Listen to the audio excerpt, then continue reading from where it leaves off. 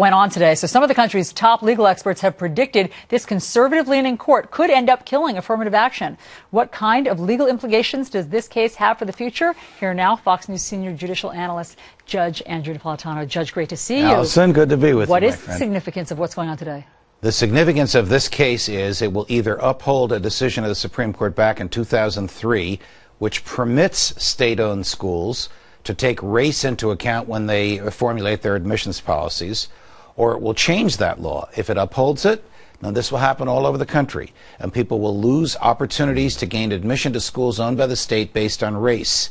And 100 years of jurisprudence, which basically said, we fought the Civil War, and we enacted the amendments right after the Civil War to keep race out of the government's menu of decision-making processes.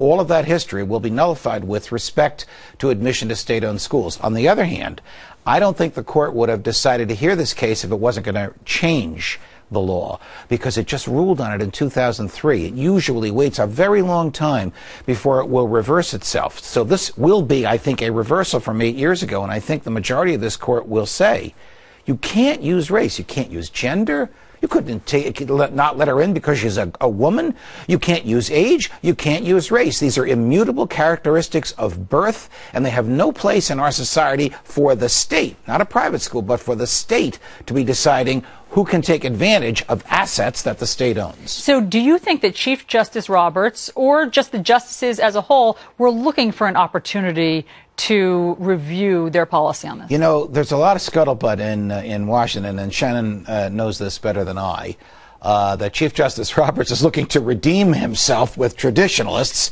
after he switched his vote, we believe, and voted to uphold Obamacare back in the spring.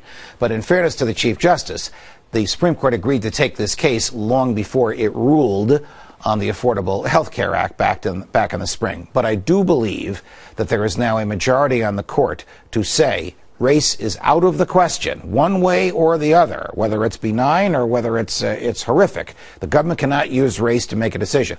The reason I believe that is because Justice O'Connor's been replaced by Justice Alito, who probably would not have sided with the Michigan case 2,000 years ago. Justice Kennedy was in the minority in the 2003 case. So I think the votes are there to say to state schools, get out of this business of trying to formulate your classes based on race. Formulate them based on merit. So hereafter, we would